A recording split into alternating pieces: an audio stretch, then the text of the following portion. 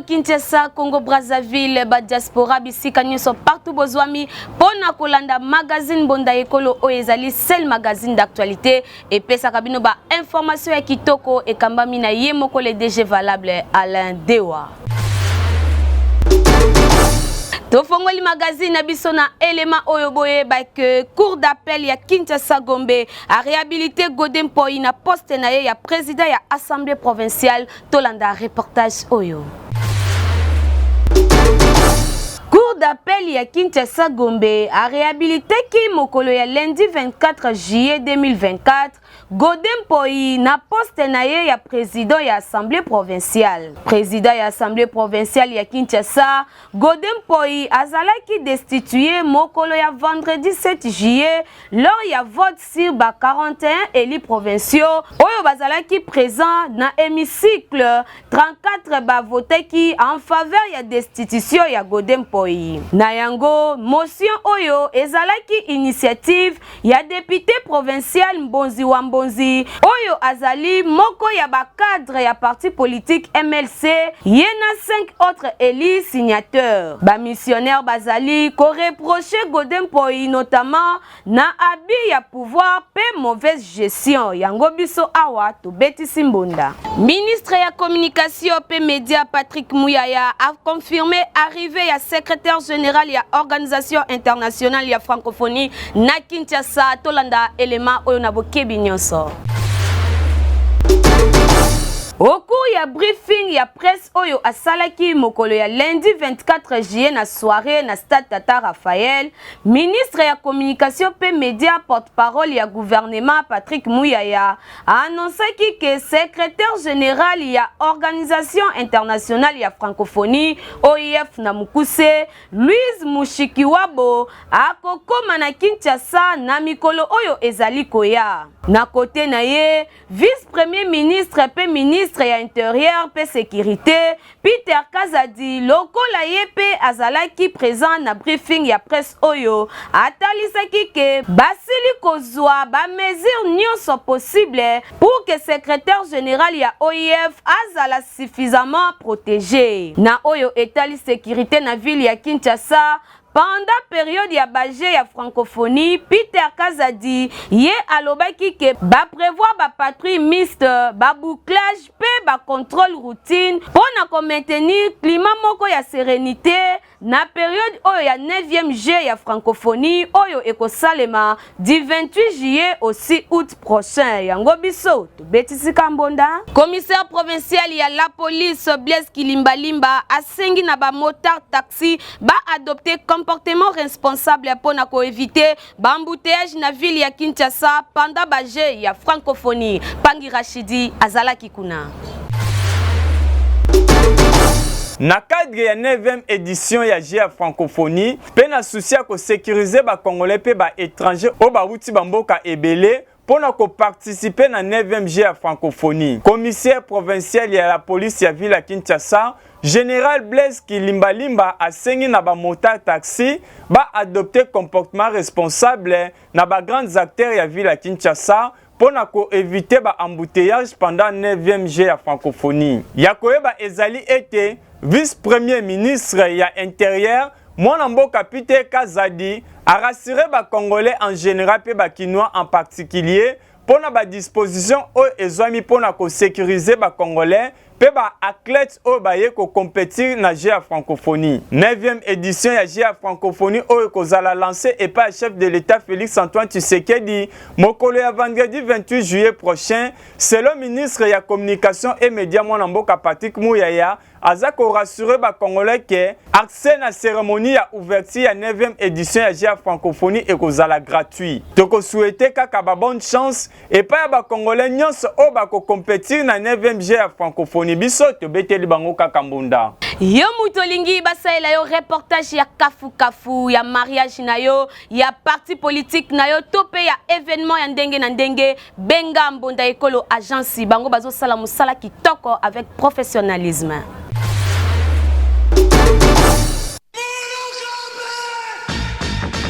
Bana Congo Kinshasa, bana Congo Brazzaville, yo mutu olingaka ba activité na yo eye bana na mokili mobimba. mbonda ekolo agence epesi bino opportunité ya kosalela bino ba reportage ya kafu ezala activité politique, socio-culturelle, économique, religion, sport, conférence. Awa na mbonda ekolo agence ezosalema avec professionnalisme pe eza na prix moko très abordable. Esuki wana te endeko na ngai keba na ba reporter ya muyibi oyo bayaka kozwa ba image pe elekaka nango na télévision te, kasi awa na mbonda ekolo agence nyonso ya filmage, modération, réalisation, photoshooting ezosalema avec un partenaire idéologie parce que awa tokanga masolo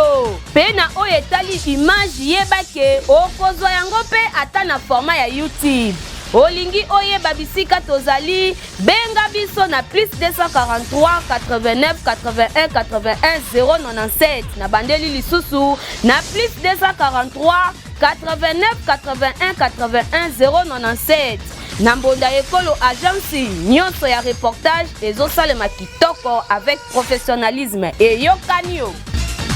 Seni a annoncé lancement ya ba opération ya délivrance ya ba duplicata ya ba carte d'électeur si tout étendue nationale ya République démocratique du Congo. Pangi Rachidi lisusu na reportage.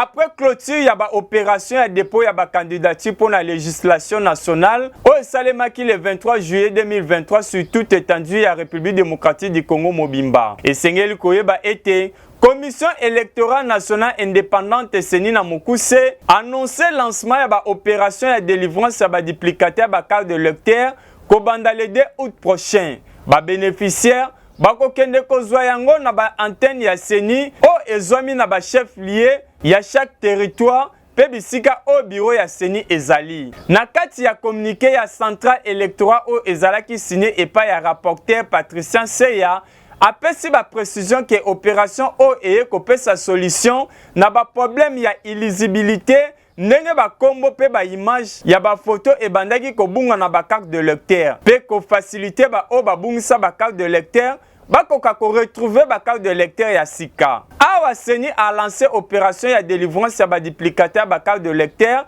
toko senga kaka na Seni asala musala malamu po na mboka na biso carte de lecteur eza ko jouer office ya ba carte d'identité ko pesa moto carte de lecteur kombo eza ko bunga elongo eza komona na te eza malamu mingi te. Biso magazine mbonda ekolo tokosenga kaka na Seni bisika o bantene ezali batia ba machine ebele po bat ba umela te na kati ya ba bureau na bango. Pendant ba opération oyo tokosenga kaka na service ya sécurité basala musala na bango po ba bénéficiaire ba o ba ye kozwa ba carte de lecteur bazwa ba carte na bango na ndenge sengeli. Biso to beteli bango kaka mbonda. Parti politique Nouvel Élan, il y a ancien premier ministre Adolphe Muzito a aligné sa candidature dans différentes circonscriptions électorales. Tolanda élément Oyo.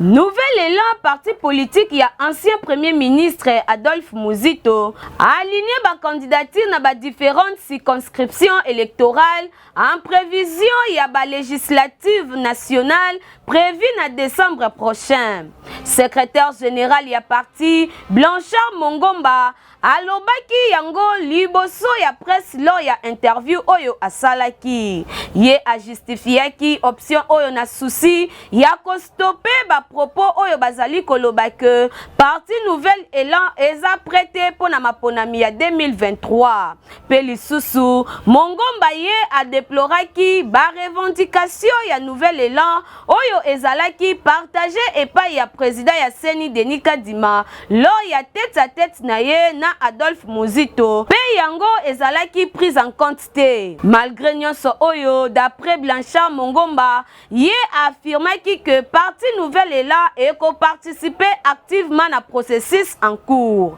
Pona kosilisa Blanchard Mongomba ye a prévenir que parti eko continuer ko dénoncer babeki na processus électoral payé à exiger enrôlement pour na ba territoire ya Masisi, Rutshuru na Kwamutu yango biso. Betty Kambonda. Centre de formation média indépendant et fongoli ba porte pona yo mutu olingi okoma journaliste professionnel olingi koyeba kosala montage vidéo topé koye ko la caméra kende kuna na lombango po kuna ba prix eza abordable. Voulez-vous apprendre et devenir journaliste? Les centres de formation médias indépendants procèdent au recrutement des nouveaux candidats pour une nouvelle session. Que vous soyez diplômé d'État, homme de Dieu, docteur ou que vous soyez, les centres de formation médias indépendants met à votre disposition les filières ci-après. Les journalistes, la prise de vue, le montage vidéo. N'hésitez pas de nous rejoindre car ici, la formation se donne avec les professionnels des médias. Chez nous, c'est de l'expérience et du professionnalisme. Pour tout contact, appelez-nous au plus 243 89 81 81 097 ou appelez-nous au plus 243 99 37 45 722. Je répète, appelez-nous au plus 243 89 81 81 097 ou au plus 243 99 37 45 722. Nous sommes les centres de formation médias indépendants. Tellement qu'insécurité et l'équipe casse na ville province ya Kinshasa bakinoa ba Betty Simbonda. Vraiment, nous avons vraiment un regret à Makassi parce que comme on a insécurité, comme na mboka oyo kutambula pour bamugamso zo sama na moi vraiment boye batu mabe ba criminel ba komo botola batu bambongo ko beta masasi tout ça. Pendant que nous avons un moment d'élection, nous avons une élection, mais comment on a biloko boye, ils ont déjà bilemo déjà amabe. L'État est incapable de sécuriser, voire même population oyaye et puis na katia ville province ya Kinshasa, ils ont mal à monter. Et puis Babylone ils ont salé ma boye et salé mi boye. Aucun associat, aux hommes on a que non, aux hommes qui na poste à la police. On a une intervention policier a des fois azate a des fois bazawana mais bazana arme moko na ngambu na biso ya masina to komaki na insécurité pour les civiques moko boye bana oyo bazobenga bakuluna bakomaki ko intoxiquer batu avec 19h botolaka batu ba biloko ko kataka batu machette mais lobby na butu ya lobby na monaki mutuka ipekrime ekoti wana bakoti na microphone lobby bakomi kobelela na bakartier mama yo mutebi mwana na yo aza kuluna soki to akwei na mbeba na maboko ya mbula matadi soki akomi kuna yo mama yo mutu ako défendre mwana na yo ya kuluna bako arrêter yo yo tata mutu défendre mwana na yo kuluna bako arrêter yo soki basale loko bongo yo mwana na za kuluna yo mutu osala intervention soki bakangi okomona insécurité oyo na kuluna oyo ekosila yango na koloba geno insécurité lokolo eleki bato wana bazokontinue kaka bazobotama kaka ebele balingi basala mpe ya bango mboka ya insécurité alors ekozala malamu soki bazwi bango batie bango ata na terrain moko boye babatre bango babomi mpenza boye bazoboma bamosusu bamona keno oyo wana asalaki babomaki nayebi certain temps moko boye ezalaki na kauka wana makambo ya bongo esalamaki babomaki bato baye kobwaka ye na porte ya ndako na 4 heures bao bazalaki bachef esalamaki lisusu te kimi ekota bon mpona ngai leta ifo azwa bamesure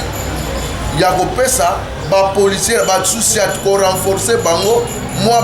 baarme ekozala mwa malamu parce que ozokende na poste moko arme baza nango moko mais eza mabe makasi des fois baza 10 policier boyebisanga nano police wana kointervenir par rapport ya nini bamunition baza nango te yango tozosenga na niveau ya police général na biso oyo azwi bato ya commande ya ville province ya Kinshasa asala moyen mpe batourne na baposte nyonso bayeba effectif baza nango combien baza na arme combien pour bayeba mpe kosécuriser population parce que boye toyebi te eza déjà danger pour na biso population. SID parti politique ya Martin Fayulu bakani kosala marche samedi 29 juillet 2023 à la ville province ya Kinshasa. Monap Congo, boye que parti politique SID opposant Martin Fayulu va déposer officiellement Mukanda dans l'hôtel de ville pour la signaler que l'organisation a marche la date à samedi 29 juillet. Nyonso ezalaki signé et pas ya mwana mboka de Vos Kitoko, oyo aza secrétaire général de SID. Pona bango, baza ko justifier marche wana. Na souci ya ko réclamer organisation de la République démocratique du Congo, ya ba élection ya kitoko, pena fichier électoral audité na ba experts internationaux indépendants. Na maloba na ye abetisi bondalisu ya kolobake, SID aza ko organiser samedi 29 juillet 2023 na 8h marche citoyenne pour na ko réclamer ba élection crédible, c'est-à-dire transparente, impartiale, apaisée et inclusive, paix audit ya fichier électoral na organisme international indépendant oyo eza expertise ya malamu na ba matière ya kitoko pe la condition ya malamu. Marche wana ekobanda la quartier 3 ya Masina, tina terrain Bouddha la quartier 1 ya commune Njili. Martin Fayulu pe la coalition la Muka ba décider kobe ko postuler na ba élection soki fichier électoral eza audité na cabinet international indépendant. Dossier oyo eza à suivre yango to betisi kambonda. Yo mutu oza leader ya solo olingi oyeba na partout na mokili mobimba yaka awa na magazine Bonda Ekolo ezali magazine d'actualité bakinoa pe mokili mobimba bakoyeba yo.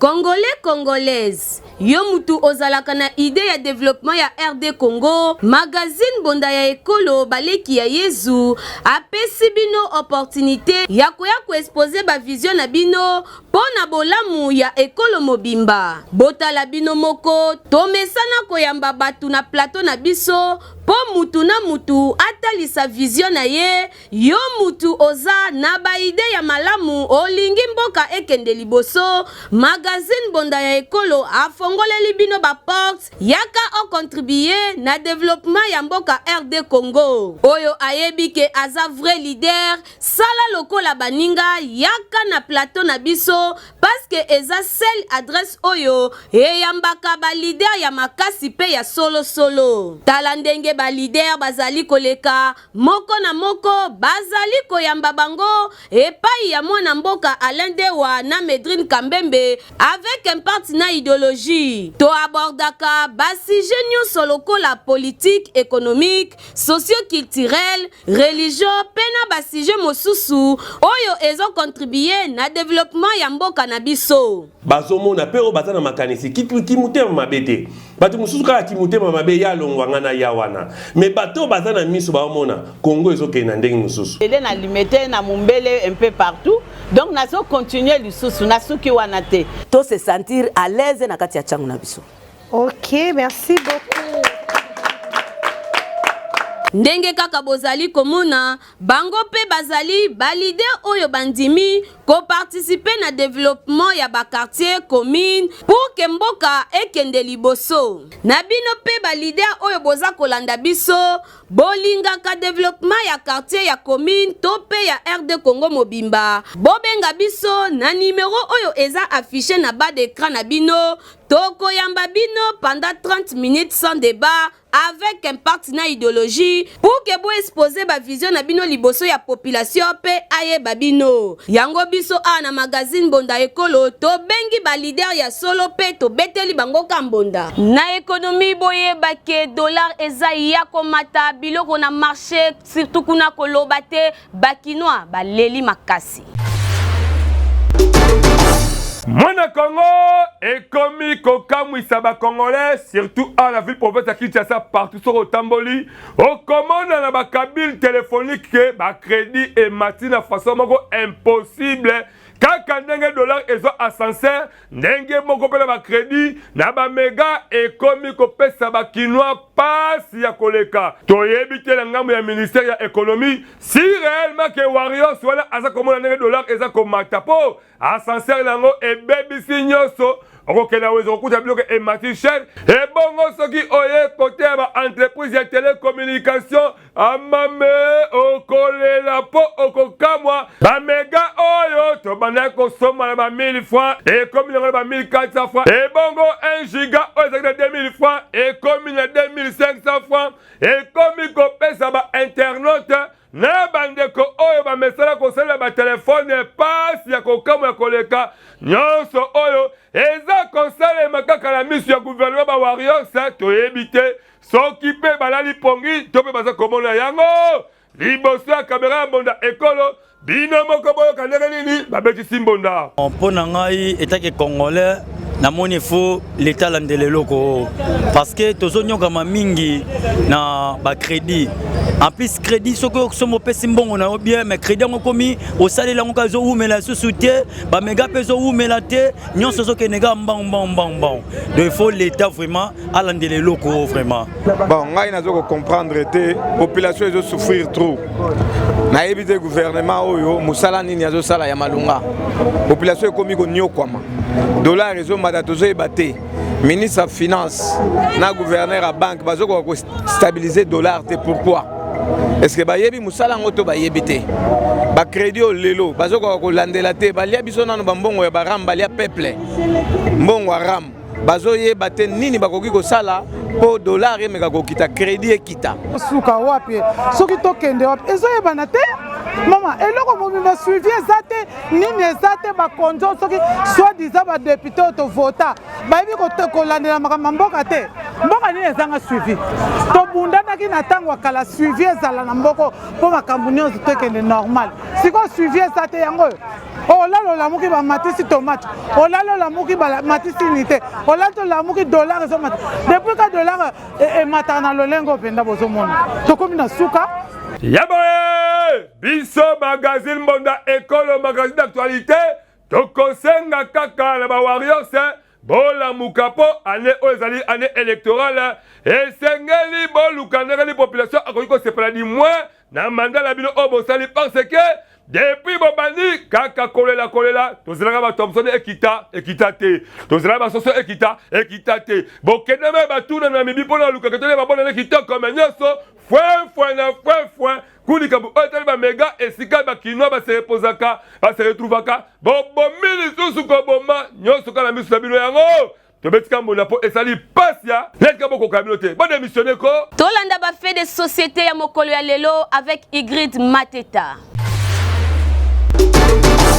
Travaillez, prenez de la peine. Lokola yemoko nzambe aloba na elanga ya Eden, vous mangerez de tout ce qui est vert. Légumes ezali très important na santé ya tout être humain parce que ezali na ba vitamine ebele. Awa tozali na komini ya Kimbantseke, bilanga monene oyo bozali komona ezali pona kosunga population. Kasi ba matériel ya utilisation ya malonga ezali te. Selon basali bilanga oyo, pasi kaka pona bazosalela nyonso na maboko. Wana pona koluka population ba bénéficier pe kosunga mabota na bango. Est-ce que tokolia kaka biloko oyo ezouta na mboka ya bapaya? Congo ezali na mabele moko riche to exploiter yango na ndenge esengeli. Ba mama to pe basali bilanga baleli na bakonzi to pe na ministre ya agriculture ayeba na kosunga bango na ba matériel ya misala.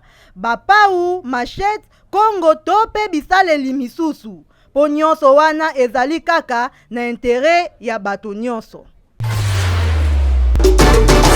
Kimoibi awa la ville province Kinshasa eleki ya tro ekomi koleka ya tro tokomi kokamwa kaka ndenge baswahili balobaka tunanza kushanga nyonso oyo toyebaka te soki ezali kaka manque d'emploi tope bandeko bayebaka kocreye article 15 te nyonso oyo esengeli l'État akoka mpe kocreye oyo kopermettre ke génération bakoka kozwa bisala ya ndenge na ndenge botala lokola awa tozali na komine ya Kimbaseke mingi na Kingasani de ndeko oyo boza komona bakangi ye mpona likama moyibi bilimo boboyoka ndenge nini la polisi mpe na bandeko balaki nzingazinga balobaki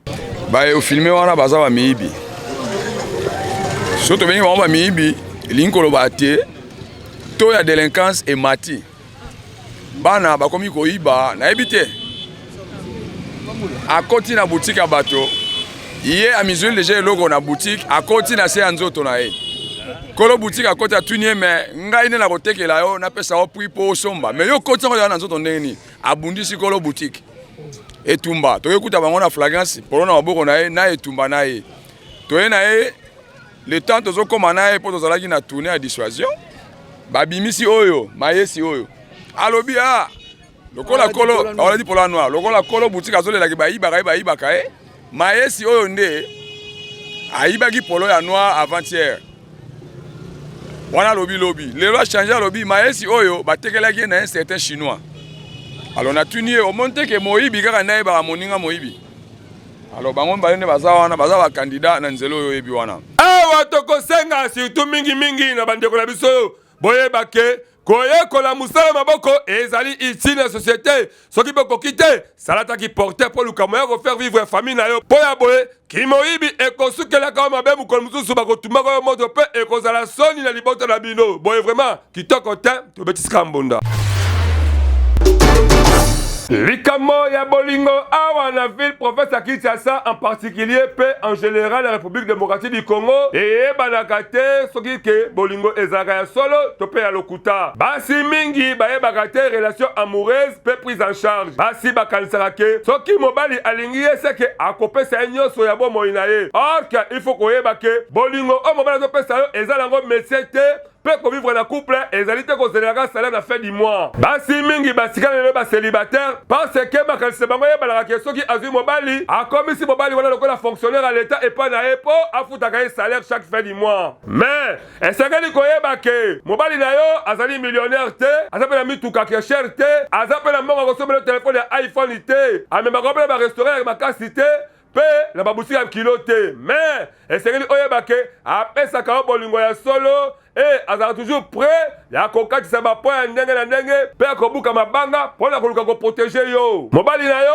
azala toujours pembeni na yo pe arespectaka yo makasi apeka yo confiance pe alakisaka yo baprojet ya venir na ye azali kotravaille butu mpe moi kofuta bafacture ya ndenge na ndenge oyo ya yo lokola ya bopito kaka mpona kolakisa ke alingaka yo yo oyo oluli obala kaka moto ayebala mbala moko yeba ke okobeta faux calcul parce ke ye azala mwasi na ye oyo banyokama na ye depuis kala akotika ye jamais mpona bolingo na yo yeba mpe lisusu ke ata kozali mwasi parité ezosenga nini yo mpe otravaille ozali mpe capable ya kosalaka elobi bino mobali na yo bokoma na bisika oyo bisengo na bino motema ezali kolukela awa tobetika monda mpe topesi yo mayela yebela luka yo mobali osala ye vi na ndenge ya kimia caricature ya mokolo ya lelo koko ntirintiri Jesse Diemba abeteli biso lisolo nini itolanda lisolo oyo bandeko ya Congo boyebake bibota bandeko na biso ya basi ekoma kosala soni okomona abota bana mibale misato na tata na tata pe akoma kosundola bana epai ya mama na bango mpo mama na bango azwaka charge ye moko mwana mwasi kaka motambola pipa muke kobima akipaka lisusu bana te toyebaka te babotaka mpo na nini yango boyoka sagesse ya caricature ya lelo lokola azokende ambiance kasi mwana abandi kolela tala Melissa ndenge atomboki kokamwa yango nini yangoko nakomi esclave mpo na bota yo longwa kuna tia ngai à l'aise esalisama komona ndenge Melissa abota bibota koma kosundela mwana zolela kasi ye enkipa kutu atombokeli mwana akanisi ke mwana komisa esclave abota ye ya boye esali mabe makasi tellement mwana azali kolela kaka mama Melissa pe akosi likambo yango boyoka bino moko boniko Melissa mwana azolela azali pe malade boye nini ko ezalaka boye te bongisa mama te mama nalembi nabima lisusu te likolo na ye malade soki akokufa akufa na ye ngai nabengisaka ye te akufa na ye kaka esali pasi Melissa abota mwana kasi ayi kozwa soya mwana te ye kaka kobimabima toyebi te na kobimala mpe riske mpe akozwa lisusu zemi mosusu yango le petit mikendo depa epa le ventiri yoka ndenge abetisi se te ventiri bafille ya lelo bakoma ndenge babotaka mpo na nini le ventiri mpe na ngambo na ye mwana Kongo yoka ndenge apesi sagesse na ye ezaleli mabe kasketi na ntango oboti yeba mpe kobokola bongo bana ya boye bapapa na bango bazaka wapi elenge bokola mwana na yo tokosenga kaka na bandeko basi yebaki ntango bozwaka bazemi boza kobota bana boyebaka mpe kozwa so ya bana na mpo bana na nde bango nde Kongo alobi na yo ndeko mobali omesala kotia basi bazemi tala mpe lelo facture basi badimi wana ba $500 luka obala obota mpe zwa encadrement ya bana na yo mpo Kongo alobi yango nde na bana oyo tozobotaka yango tobesika mbunda merci Merci na bino nyonso ba fidèle téléspectateur parce que bozalaki ebele pona kolanda édition ya mokolo ya lelo. Kasi bo s'abonner massivement na chaîne YouTube na biso Mbonda Ekolo officiel. Yango eza seul moyen oboroki ko soutenir biso. Na sima ya caméra pe na réalisation ezalaki Igrid Mateta. Muta simbe édition ya mokolo ya lelo ezalaki Pangi Rachidi kasi na bosanité les DG valable Alain Dewa. Bobenga biso na ba numéro oyeza affiché liboso ya ba poste téléviseur na bino pona koleksa ba page rose pe ba événement na bino ya ndenge na ndenge toko yamba bino kitoko makasi ngana bino tokuta na mbala ya sima soki Yesu Kristu akozonga te.